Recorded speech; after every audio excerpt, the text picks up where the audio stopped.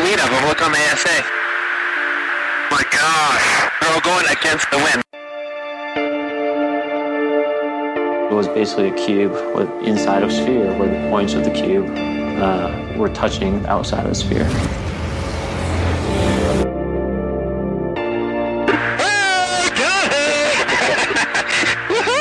Roger. There's troubleshooting as So this isn't anything that just is limited to the United States. It's a worldwide phenomenon. I am George Knapp, listening to that UFO podcast and having one hell of a good time. Hi everyone, and welcome back to that UFO podcast. My name is Andy, and just before we get to this week's pod, I wanted to take a few minutes to speak to you without the guest on the line. I've not done one of these intros recorded separately for a while, so just thought I'd give you some updates while I had the chance. Before we get to Stephen Bassett, who is the guest this week on the podcast, and it is part one of part two, and let me explain why. Stephen, I don't think I could call this an interview. Stephen is a great speaker and has so much to say. I would say I direct the conversation as best I can. So there's a lot to digest and take in from Stephen Bassett's talk. I have split it into two parts. So you're going to hear part one, which is my questions to Stephen, and then part two in a few days' time I'll release is the listener questions along with a quickfire round as well. Probably the longest quickfire round in the show's history, but it was great listening to Stephen. I got lost and absorbed in it too. He has a wealth of experience and knowledge in this subject. I want to thank everyone who has listened to the podcast either from the start or if you got on board more recently. February was a massive month. Obviously it kicked off with the Lou Elizondo interview, which I'm sure most of you have heard. Got amazing feedback from that, and Lou's doing another round of media appearances just now, so make sure you're checking those out. As well as that, I didn't think the show would hit the heights of February given the Lou interview, but March was an even better month in terms of downloads and listens, so thank you so much.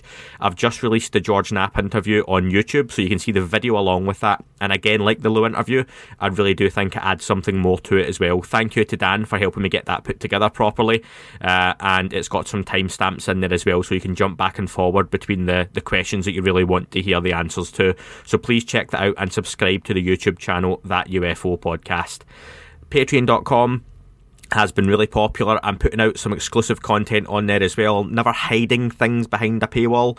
The main interviews go out free of charge, but there are small sections which I put on there for a little bit extra for people who can support the pod over at patreon.com/that UFO podcast, and some fun stuff as well. Later in the year, those sorts of things will get pushed onto the main feed, but right now it would just be a bit of a thank you if you can sign up to Patreon to help support the podcast, and if you support at the $10 plus level, then I send you out a free t-shirt as well. So look out for more exclusive content coming via patreon.com in the near future as well. I'll do as much as I can as a thank you, folks. Of course, your listens on the free podcast is the main thing for me, and your support and engagement, emails, tweets, direct messages, all of the above. And sorry if it takes me a little while sometimes to get back to people, but it's the show is getting more popular. I can't help that, but it's great, and it just does take me a little bit more time because life gets in the way. And lastly, the podcast is coming up on its 1 year anniversary on the 30th of April, which was a Gary Voorhees interview. And on day one, on the 30th of April, 2 people listened to the podcast. It's exponentially grown since then, which is fantastic. But thank you to those 2 people who listened on day one and shared and liked and retweet and shared it on Facebook and talked about the podcast to help grow it into what it's become today, with all of you listening along to me, and when Dan joins me, or if I've got Dave or Gaucho or any of those guys that come on to discuss.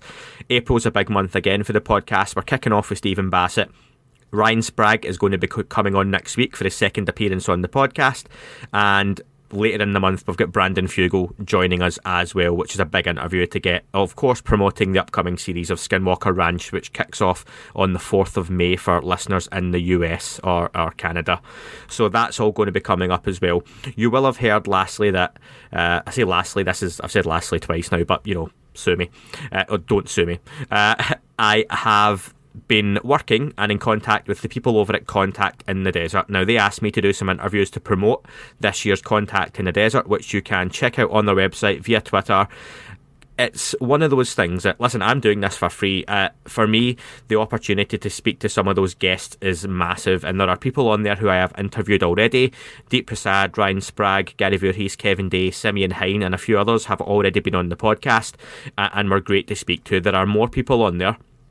For example, Russell Targ is someone who, when I asked, loads of people commented on. I want to get the chance to speak to Russell Targ, and a few others as well. I know it's not to everyone's liking, all the speakers at these conferences, but it is a buffet. There's a lot on there, and you go and pick and choose who you want to listen to, given the breadth of the subject that they want to talk about as well.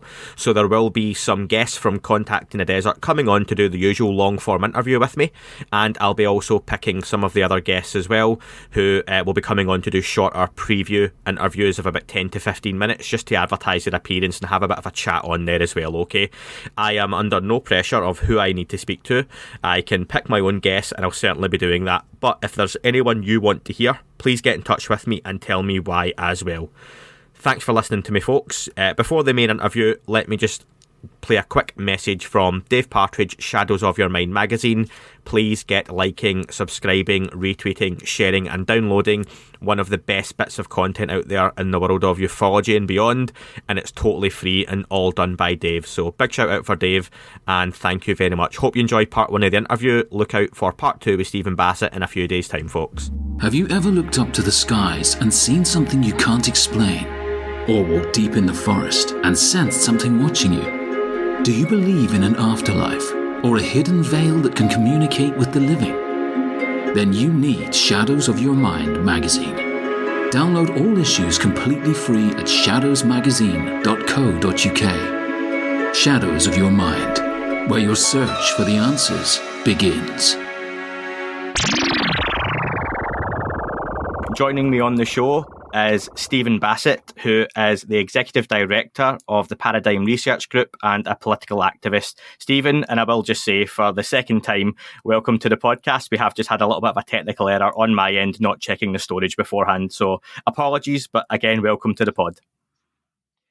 Hi, Andy. It's good to be back in the UK, if only by internet. And nice to talk to you again. Yes. Now, listen, Steve, I asked you, and I'm going to ask you again, what originally brought you to the subject of UFOs, or UAPs, as they're more commonly known to most listeners who will be listening to this podcast?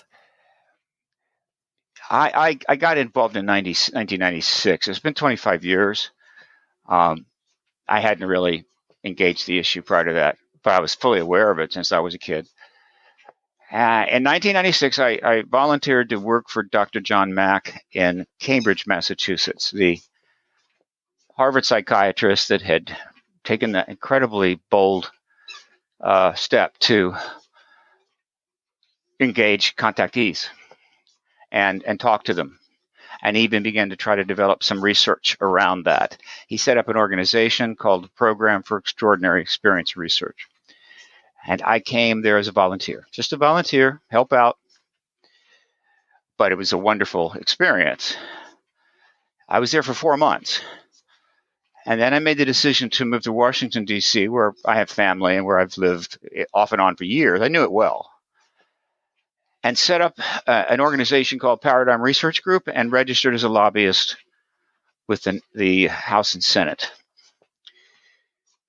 Because I knew that no one had ever done that. There was no lobbyist registered on the issue of extraterrestrial phenomena, period.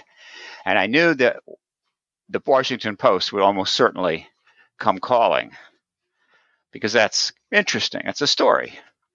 What's going on? So they wasn't that long. They came out and interviewed me, and I got a big article on the front page of the business section of the Washington Post, which is a big article. And that's it. That launched my, how would you say, career as an activist engaging this issue. And the rest is history. Why did I choose that route?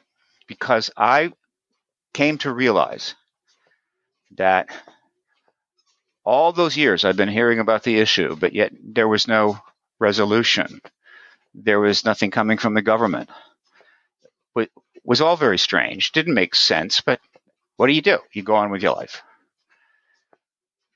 I came to realize that the reason there was no resolution about what this phenomenon was, in spite of the fact that plenty of things kept turning up that were quite compelling, was not because there wasn't enough scientific evidence. It wasn't about science. It hadn't been for a long time.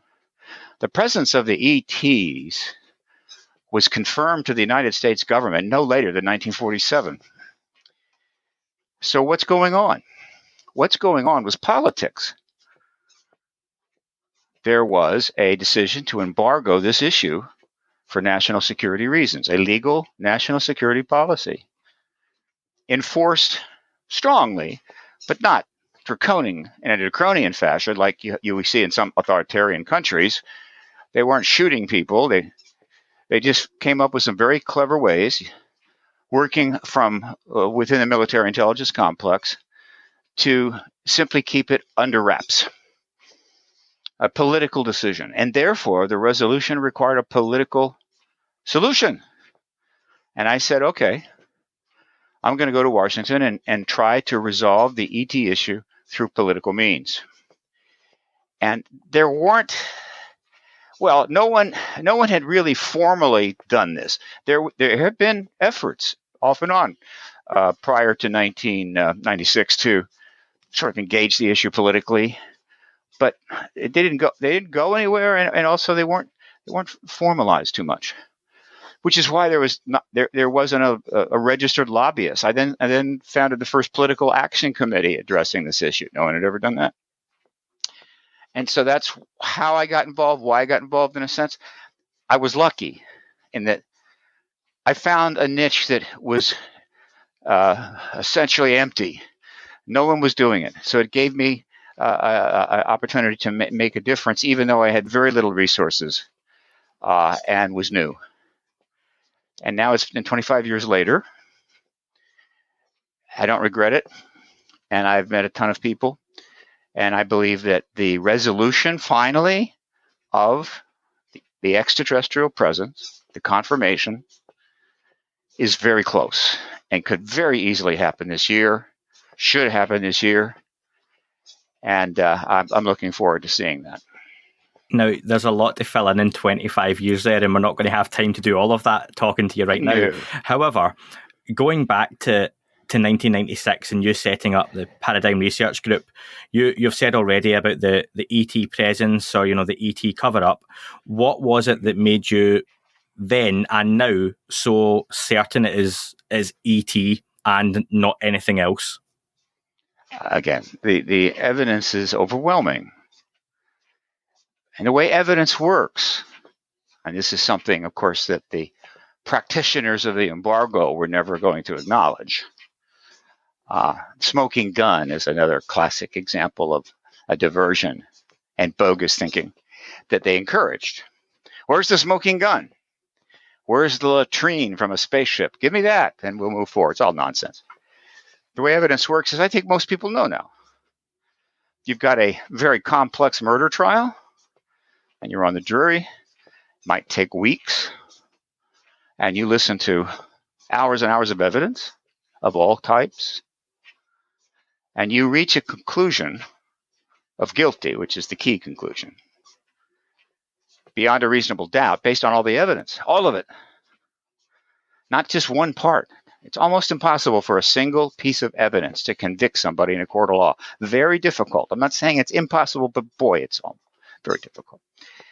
So you spend hundreds of hours listening to all this evidence. You go into a room with 11 other people, and you all decide, yes, this evidence is absolutely beyond a reasonable doubt. And you convict.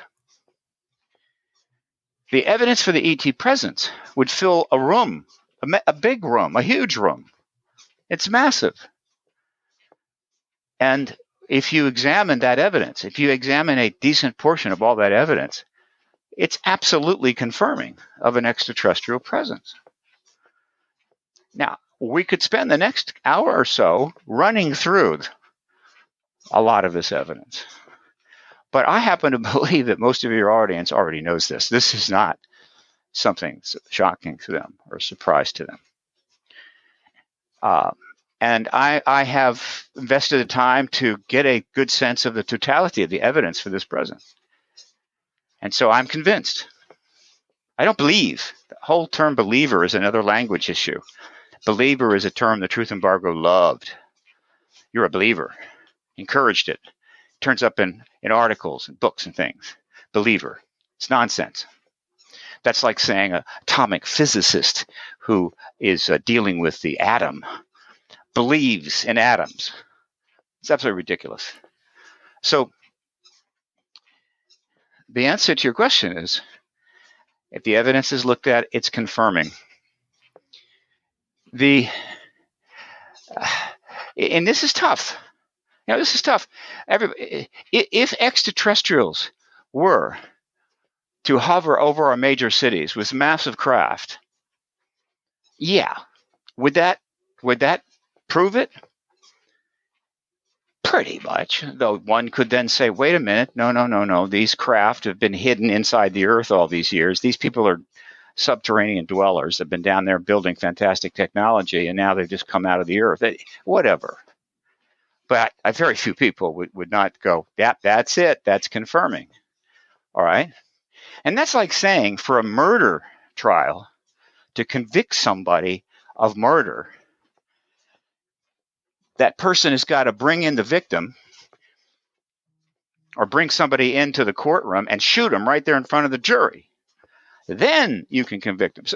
So the necessary proofs, the appropriate logic, all of this is twisted and distorted.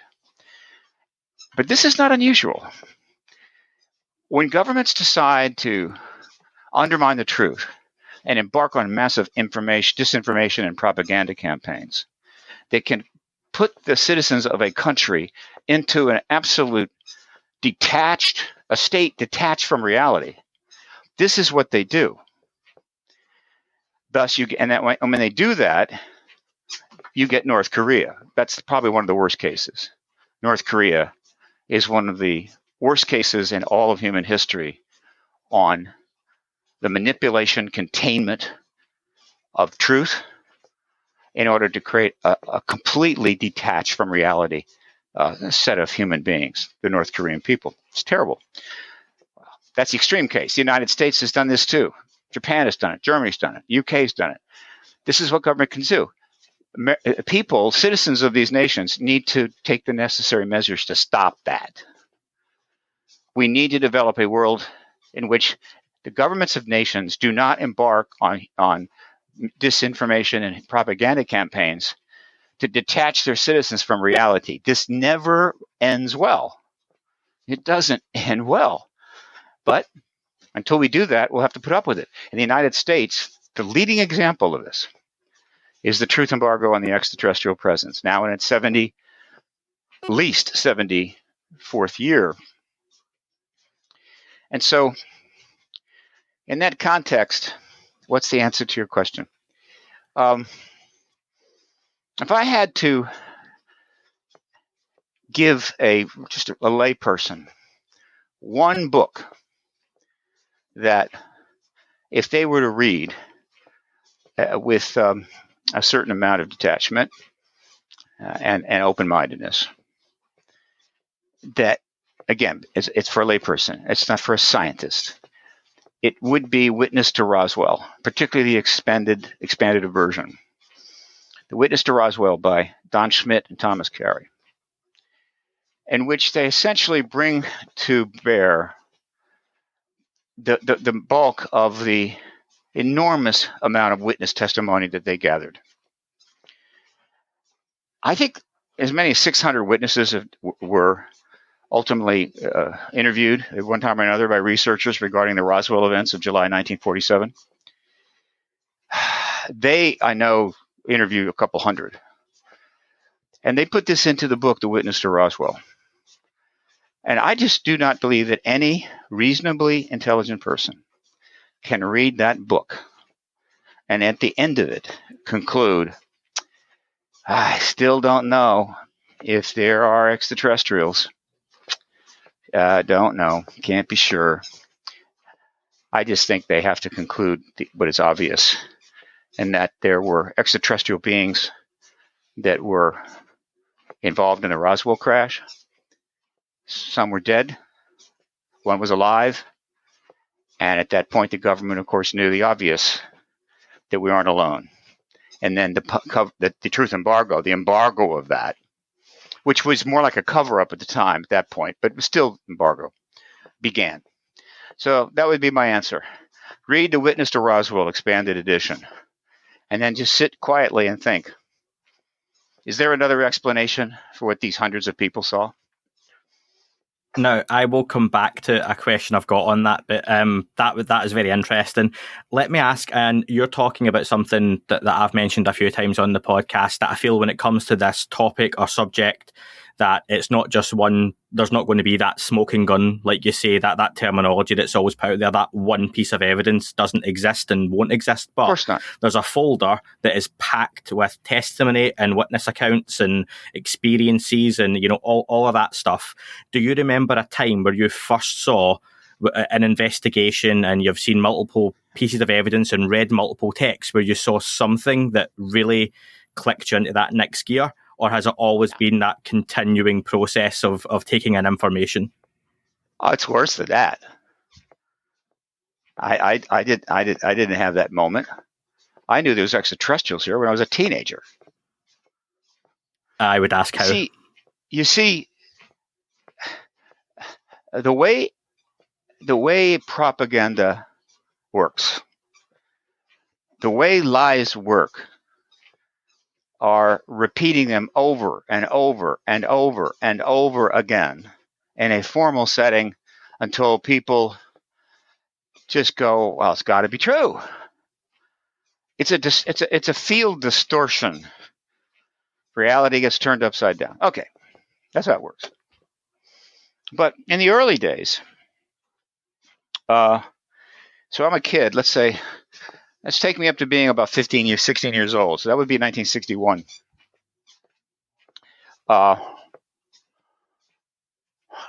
In the early days, the truth embargo was certainly underway, but it hadn't achieved its full glory.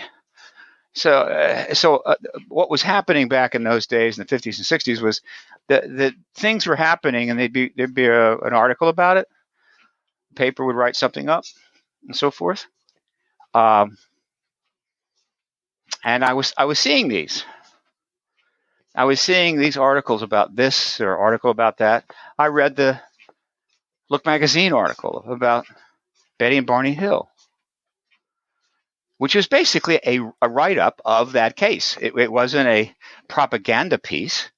It was a write-up, because back then, if something was kind of in the news, and you were a magazine or a newspaper of quality, you could write it up. And I read that, and I went, well, clearly, this was an extraterrestrial encounter by Betty and Barney Hill. I had no bias. I had no stake in that. I was simply a citizen, a teenager, reading this article, the extraordinary case of Betty and Barney Hill. And at that point I said, well, clearly that's what it is. And then I would read another about this, a sighting event or what have you. And simply as an unbiased person, relatively intelligent, reading this, it was clear that the proper explanation was extraterrestrial. Now, why am I saying this? Look, not everything has to go through 10,000 peer review papers, all right, and the vast scientific rigor in order to arrive at a, quote, conclusion. Not everything has to have a 10-week trial to arrive at a conclusion. Those things are something we do because the importance of science getting things right so you can move on to other phenomena or build on that information base is extremely significant for society.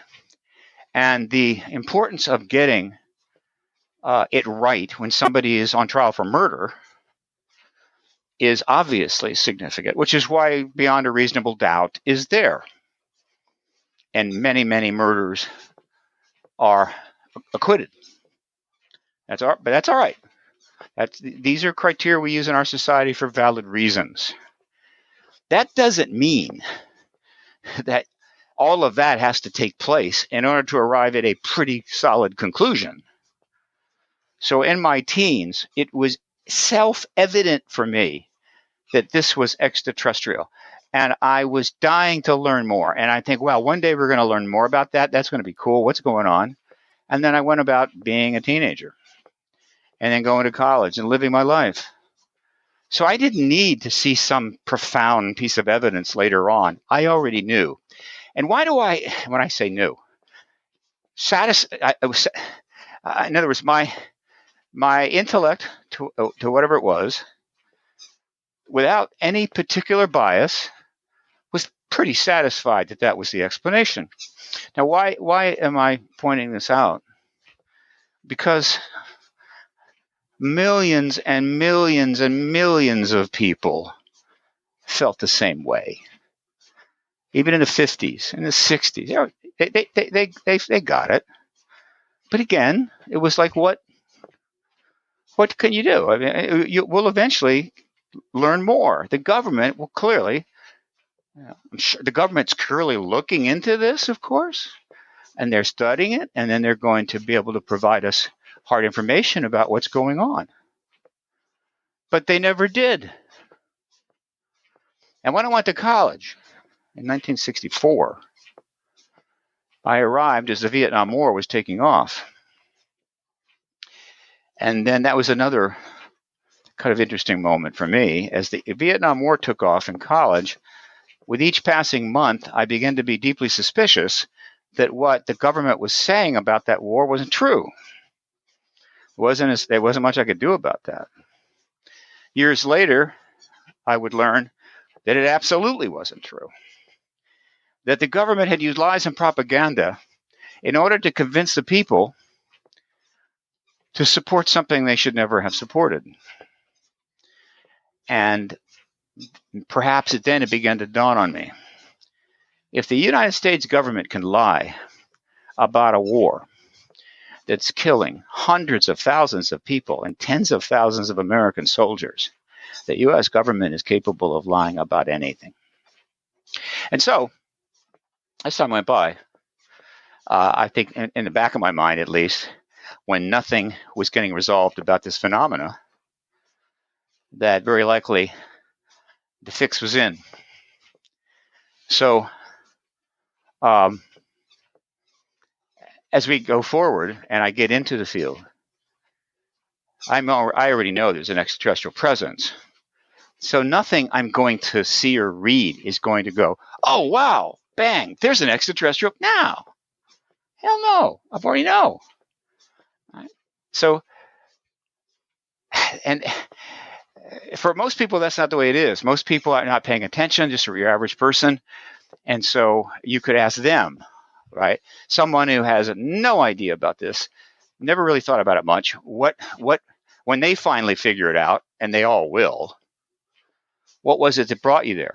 But I'll tell you, for a significant portion of the human race, the moment where they have that light bulb go off in their head that says, oh, we're not alone in the universe. There's other civilizations there, and they're actually engaging us, will be Disclosure Day. It will be the day that the heads of state, starting hopefully probably with our president, goes in front of the world, goes in front of the public, goes in front of a microphone and confirms the extraterrestrial presence. That'll be it for them. That will be wow.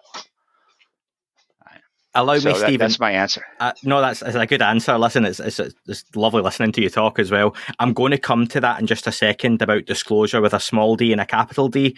Just before I do, I want to talk to you about someone else who very much seems to be someone in the know, or has always been talked about someone in the know. And I heard you about 4 years ago. Donald Trump had just won the election in the US. Barack Obama was the outgoing president. And Hilary Clinton, of course, famously lost that election. Now, you were talking about Hillary had the chance to play the ET card to her advantage, and she could have blown the election wide open. But obviously, we know in hindsight she didn't. Do you feel now, had Hillary won that presidency, that we would be in a different landscape when it comes to a potential ET presence? We would have had disclosure 3 years ago. We'd be 3 years into the post-disclosure world.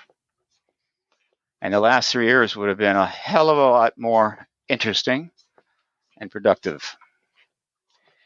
What can I say? How do you see that would have played out, though? How do you, as a president, how does Hillary Clinton, as the president, introduce that? It would have happened under her exactly the way it's happening under Biden. History is tough. History is like an ocean. Sometimes it's a calm sea. Light breeze, very calm. And whatever boat is out there, and there are many boats, generally they can get where they're going. So they want to go from here to there, from this island to that island. They set off, and they get there. On the other hand, history can become like that. The sea can become quite difficult. That sea can make it almost impossible to maintain a proper heading, take you completely off course, strip your sails and leave you in the middle of the ocean, unable to move forward at all, or just capsize you and sink your boat. That's history. So when you get involved in history, not just existing, living, moving from day to day, doing your life, but when you get involved in history, when you get involved in things that are operating at the level of significant historical implications, then you are now sailing on that sea. And boy, it can change. It can change in a moment. 1 minute, things are fine. 2 hours later, you're in the middle of a squall. You got waves 10 feet high. This has happened many times. It is a tough road. That's why there's an awful lot of sailors at the bottom of the ocean. So as we move into the election of 2016, I was able to successfully get the media to take up the rather important story of the connection between Secretary Clinton, candidate Secretary Clinton, her husband, her campaign chair, John Podesta, those three for sure, but ultimately included Barack Obama, the President Obama, to do what they shouldn't have had to have been prompted to do, but because of the embargo, they needed a little help. I was able to, from Washington, generate the storyline about the connection between this candidate who was long odds favored to be the next president, and the fact that there was this substantial historical connection to the ET issue, and they started writing stories. They started contacting her and Podesta about these stories, for commenting, and they weren't getting a response. This forced their hand, and they started coming forward, limited way. Podesta made statements. She went on shows, brought up the UAP issue, and many other things, about 11 times during the campaign. Never happened before in history. And it was a huge story. 400 articles at least. That's just English language. Probably many hundreds more foreign language. All about ETs and Secretary Clinton. So that clearly was going to be followed up on if she won the election. In other words, not just her historical connection to the issue and her husband's and Podesta's, but also everything she said during the campaign. So it was a totally successful effort out of Washington, D.C. Very few people know about this. But I know, and my public relations person knows. Maybe one day it'll get told. So everything is going fine. And one of the reasons it was going fine is because I'm convinced that Secretary Clinton fully intended to end the truth embargo in order to seek justice for the fact that her husband tried to get that issue out, tried to get files, and was stonewalled by his own government. and attacked. I mean, he was attacked and belittled. His political capital was undermined. I mean, he was raked over the coals, partially because of the ET issue, and it made her pretty mad. When she left, she was a very angry woman, and so she was now going to get that legacy. She was going to be the first woman president and the president who forced a bunch of men over at the Pentagon to put up or be gone. Deliver or you're gone. Your replacements deliver or they're gone. So her historical legacy is literally laying out before her. It's going to be huge. So all good. And then history. That ocean squall turned up. And very soon the waves were 10 feet high. WikiLeaks release. There were 2 WikiLeaks releases. Both of them damaged the Democrats. You had the actions of the FBI, decisions to make they made during the end of the campaign. Very upsetting. And she loses the election. If she had, and everything changes. In other words, she's lost the election. My boat's capsized. I know a few other boats were capsized. We're upside down in the water, sitting on the hulls. The seas are calming a little bit. And then we wait for the next president to take over. And when that president took over, the storm came back and raged for 4 solid years. So everything that we were doing between January of 2017 and the present, or November, December 2020, was done in the middle of a raging storm, an historical storm. So what she would have very likely done is exactly what's going to happen now. Okay. And I was going to say, let me ask you on that. You also talked about disclosure, and there's disclosure with a small d and disclosure with a capital D. Now you're certain, you're convinced, and you've talked on this, and like you've said here, that we're going to get that. Disclosure with a small d is a process, and capital D disclosure is the event, or an event itself. Right. Do you still feel even now we are guaranteed to get that capital D disclosure, as opposed to I'll use air quotes, confirmation? And I'm asking this on the basis that a confirmation would be more likely to absolve any government, let's just say the US, like you say, more than likely would come from the United States, to steer clear of any blame or kind of past discrepancies, given the historical cover-up that's gone on. Look, that's 5 questions. Look, it's simple. Disclosure, small d, disclosure process has been going on since 1947. Relentlessly. He's never stopped. People getting information, finding information, publishing information, talking, whatever. All of the information gathering, research, everything else is small d disclosure, trying to get information out about this. And I say, and why does that term have any special meaning, even with a small d? Because we're applying it to the ET issue. Disclosure about everything is going on all the time. Yeah, when the Washington D.C. publishes a new metro schedule, that's disclosure. It's new information. But with respect to the ET issue, it has a little more special meaning. Disclosure process, small d, is the unfolding process of information regarding the extraterrestrial presence. Continues to this day. It'll continue for years and years to come. Disclosure with a capital D, which is something that I was pushing, might have even started. I'm not sure.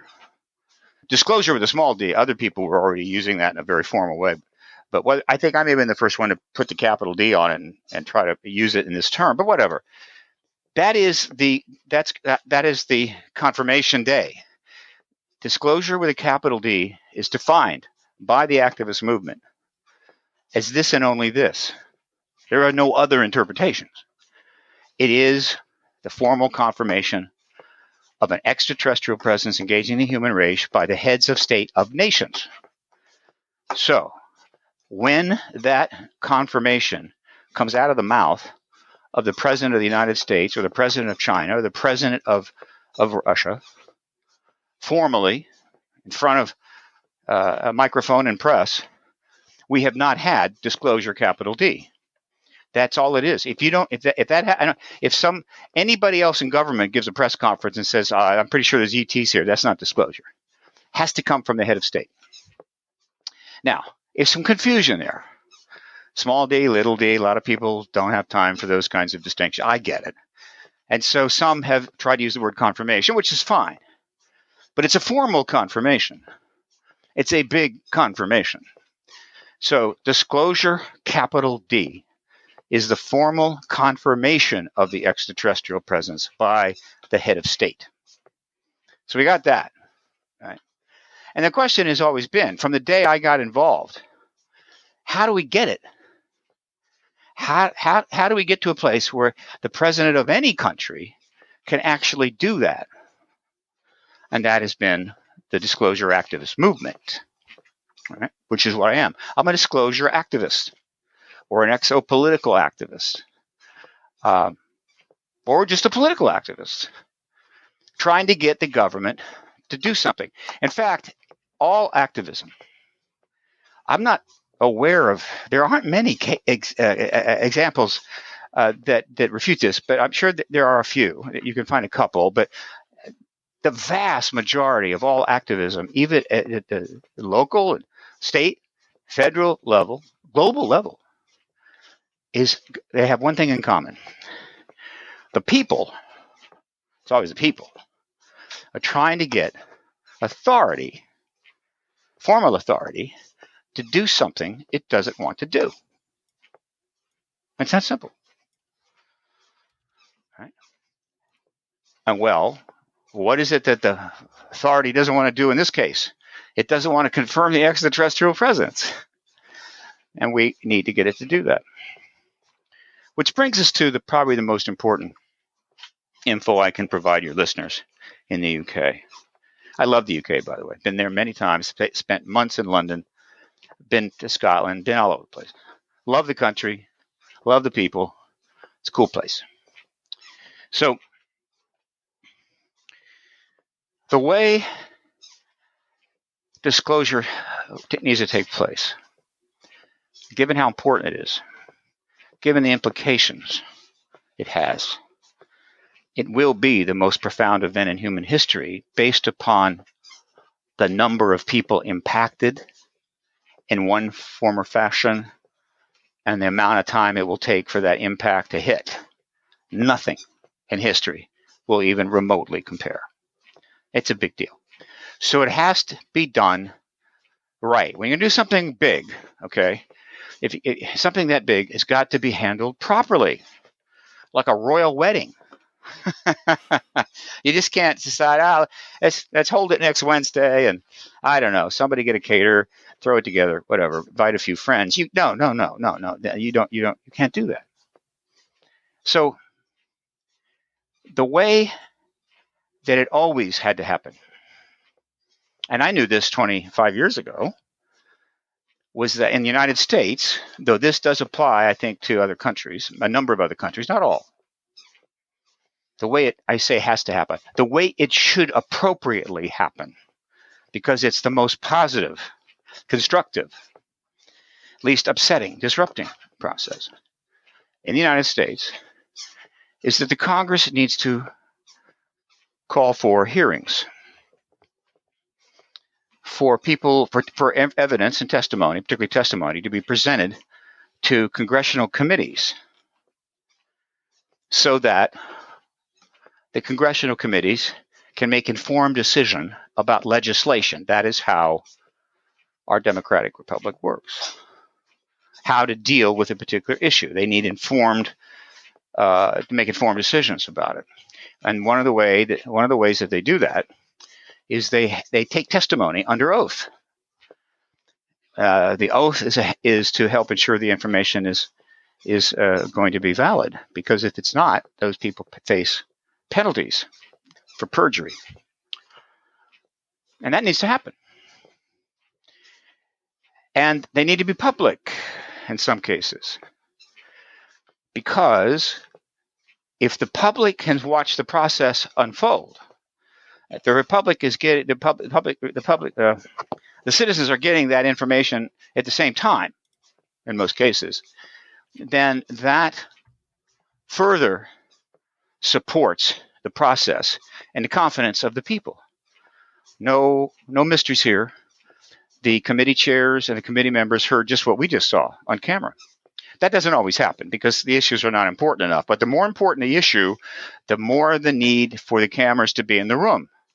This is self-evident, right? And then, once that testimony has been received,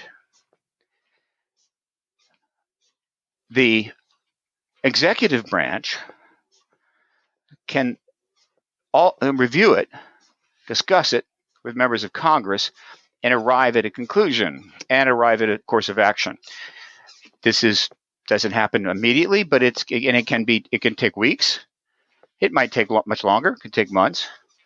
But that's the way something of this magnitude is supposed to happen, which is why a number of people, some I know, some I don't, have been trying to get those hearings for 52 years. The last hearing on the subject of extraterrestrials or UFOs was 1968 in the House. Lasted a single day. There were four people testified, and there were some reports. That was it. The next year, they disbanded Blue Book and basically said, we don't need to study this anymore. That wasn't a real attempt to get information to make informed decisions. That was a show hearing. I'm not saying that the people who testified were doing that, but the Congress and the White House, that was a show hearing.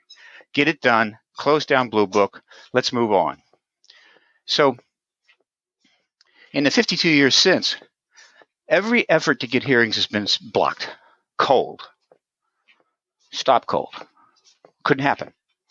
Because with each passing year, the government, or the elements of the government that dealt with this issue, knew that hearings like that, proper hearings over days, many committees, many witnesses, would end the truth embargo.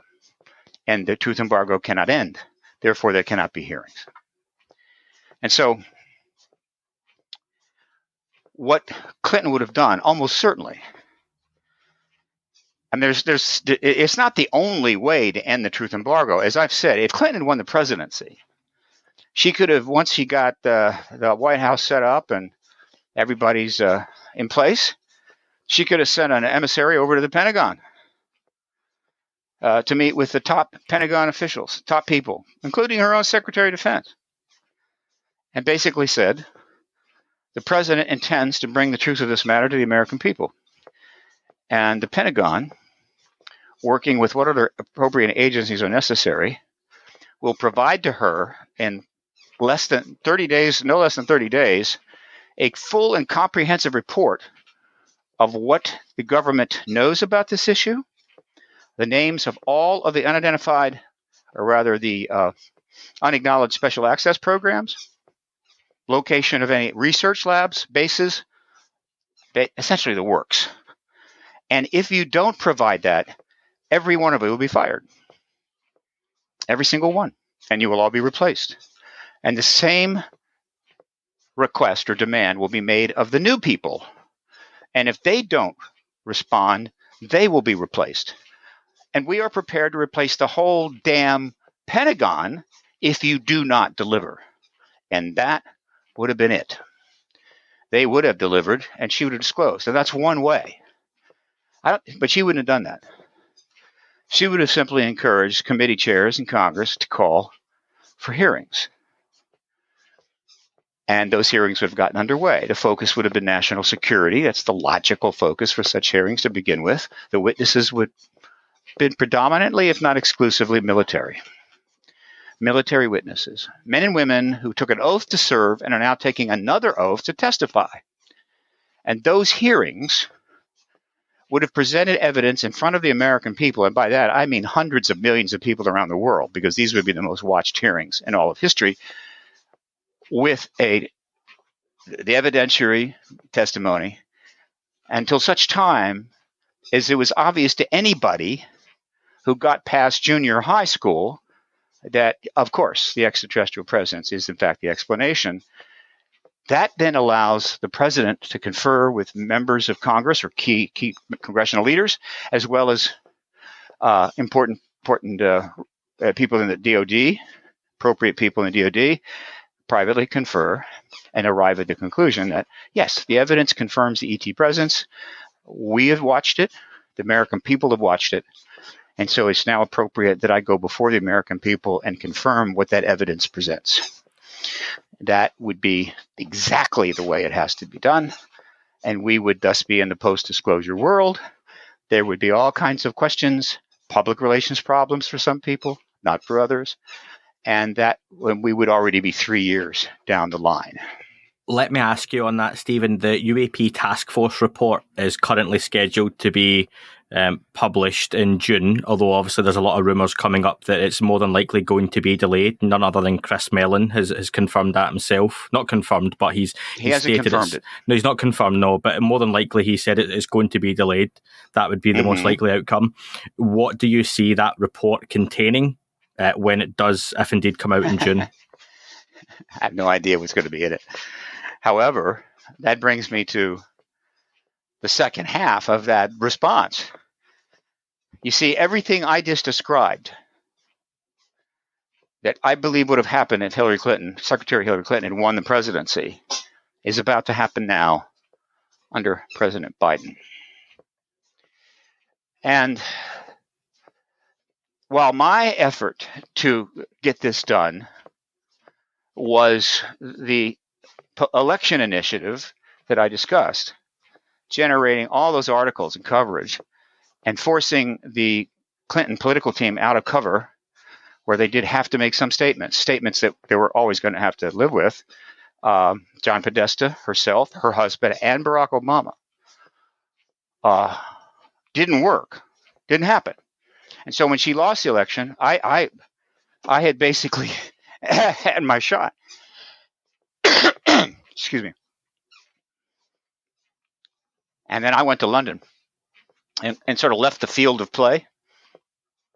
But a new entrant into this disclosure process emerged in October of 2017. And it's what they've done during this past 4 years that has created the situation where what I discussed will now take place.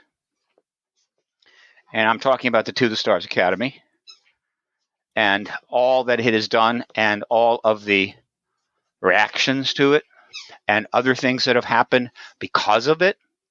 And this, whereas my political initiative took place between January of 2015 and the election of 2016, probably 20 months, they have been at this now for 3 years, a little longer. From October of 2017 to October 2020, that's 3 years. So it's about 3 years, 5 months. And they had some tools in their tool chest that I didn't have. They came forward as a group of individuals from the military intelligence complex with long careers as private citizens in an NGO, non-government organization.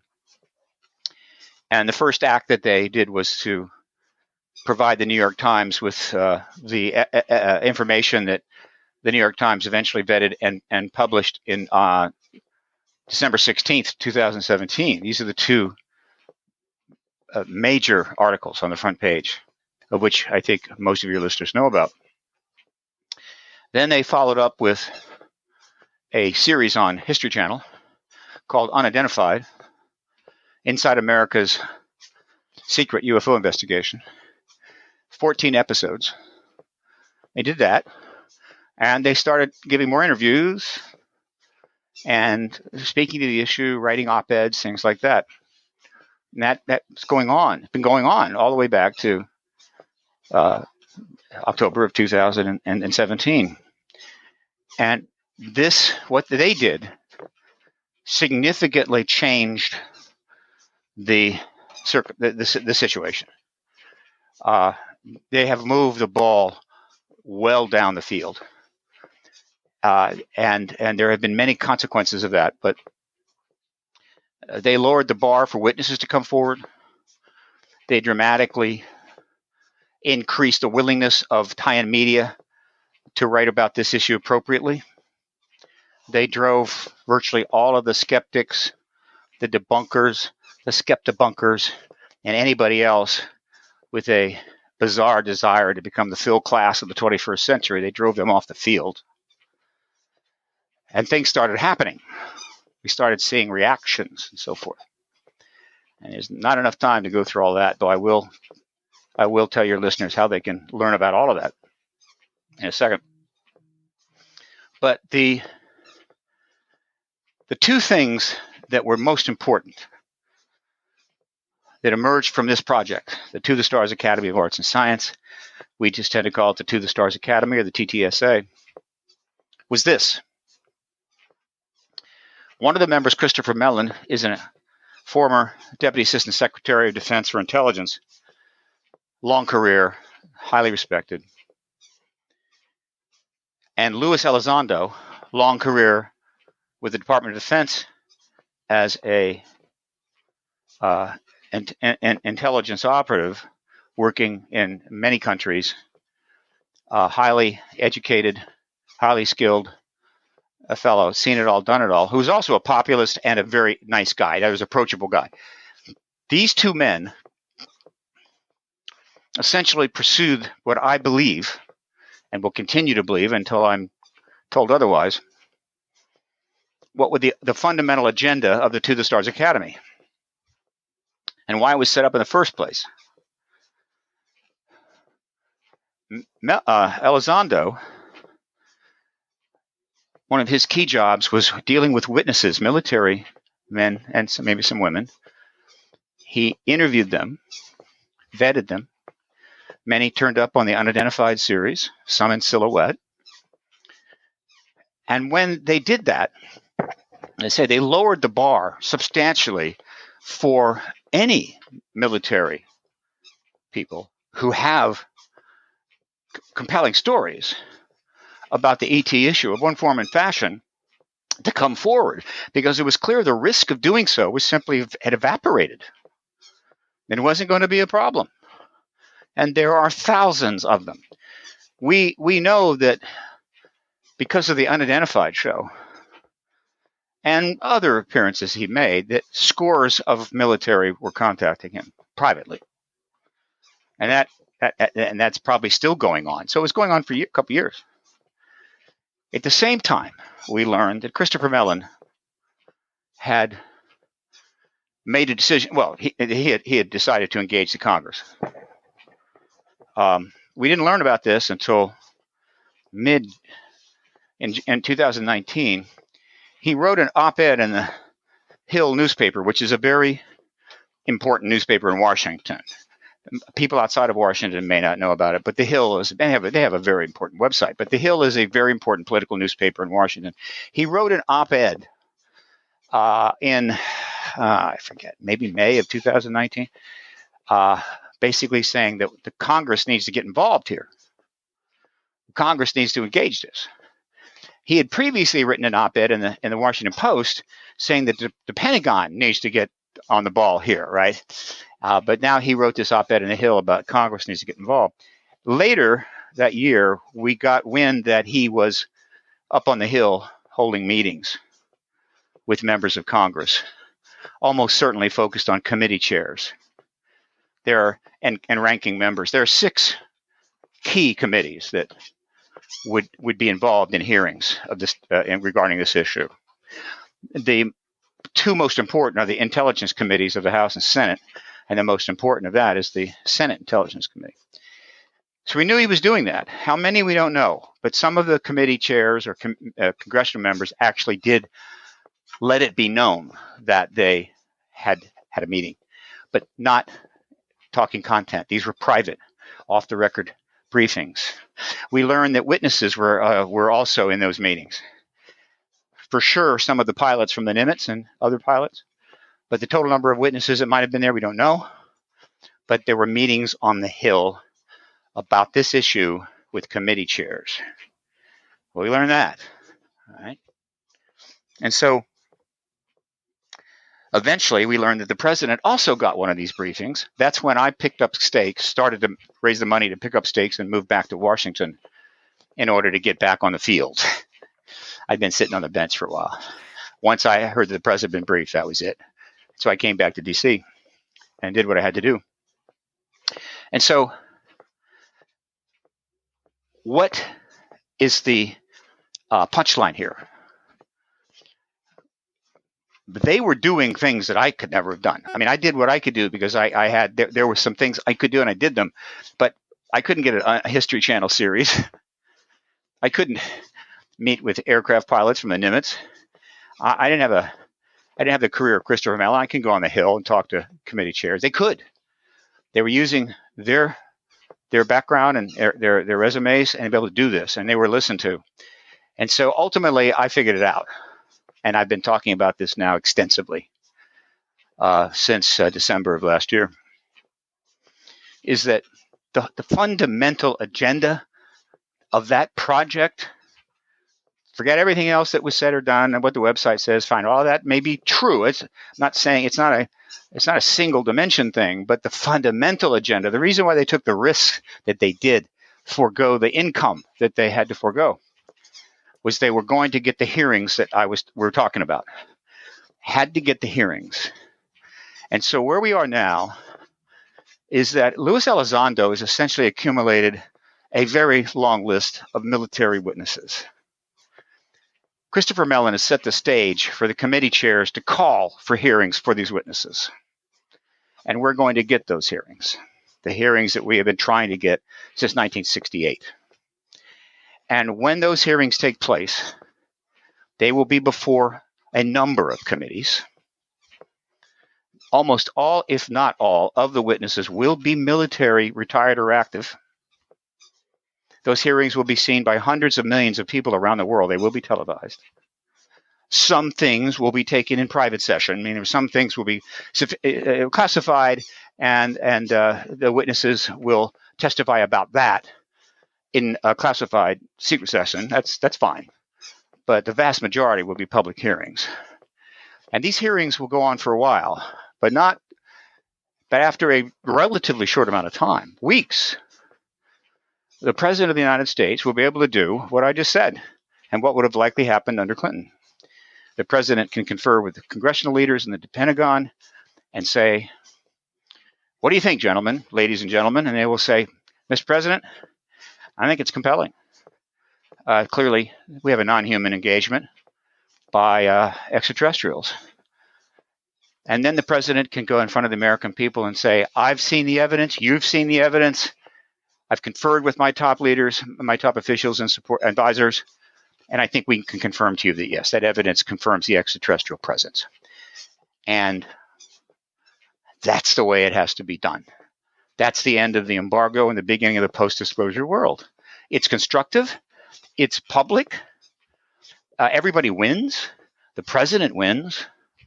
He is like, "Hey, I've seen the evidence. You've seen the evidence. Here it is." As opposed to some president coming forward and saying, "I'm going to tell you today there's extraterrestrials here. I knew about it, 35 years ago, but I decided to go along with the truth embargo. But here it is today. If you don't like that, pound sand." No.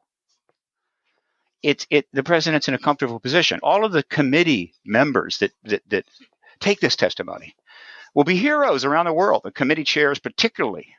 Both parties will be involved, nonpartisan issue. They are winners. The DOD's participation and assistance, it's a winner. Everybody wins. Now, there is plenty of real difficult questions to answer ultimately, and plenty of difficult things the American people are going to learn. But this is as win-win-win as it's ever going to get, and that's the way it has to be. And now you may say, okay, why hasn't it happened yet? First of all, let me say this. It needs to happen as soon as possible. In other words, as far as I was concerned, once Biden took office, hell, it could have happened the next week. And there's some compelling reasons for that. But Remember that that ocean of history that I was talking about? The storms are still raging. The waves are high.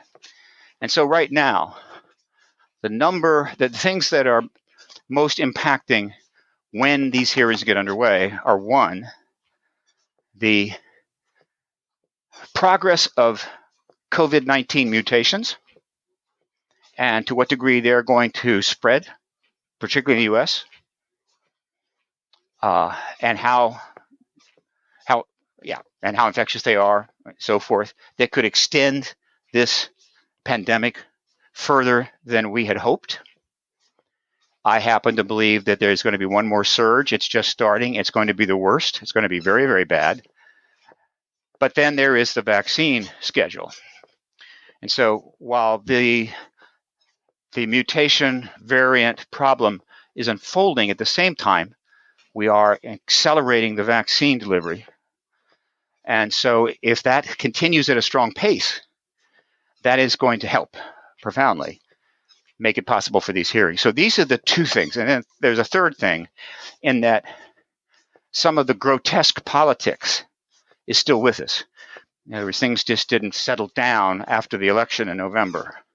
It got worse and worse, and very interesting things happened. And so, and the politics in the Senate, because of the fact that things did not settle down, the politics in Congress, particularly in the Senate, are toxic.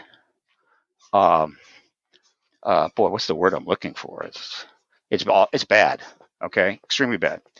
So these are the key variables. All right, there's 4, and I'm watching them very closely. And as they begin to clarify, then the potential for hearings is there. Now, the advantage of that is that as we go forward in the coming weeks, maybe months, I've just got lots of time to get in front of every friggin' camera and television camera and microphone and talk about this ad infinitum. I've already booked 69 interviews just this year. I'll book another 100 over the next month or two, easily, maybe more. So we and others are joining in. You've got activist-minded people doing things and posting about this on Facebook and Twitter and podcasts and everything else. So the movement is actually building momentum as we wait for these variables to change. So what's the time frame? Now it can't. There's no way it can happen before May. Probably not even before June. June might be the absolute soonest at this point. July is definitely a possibility. So I'm looking in that June, July timeframe. And I'll finish with this.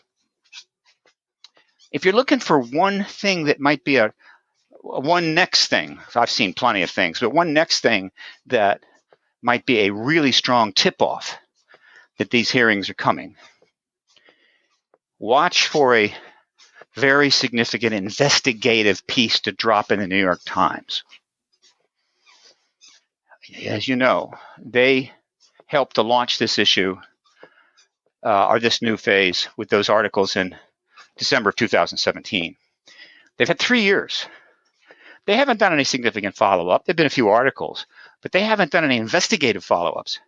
The New York Times has had 3 years to pick any aspect of this field, this issue rather, and put some serious investigative reporters on it and dig and come up with some interesting stuff. I think they have done it. And I think they've got some reports ready to go. And the question is, when do they launch them? If one of those big reports turns up in the New York Times, that will be everyone's, I think, notice that the hearing process is still quite alive and may be coming very soon.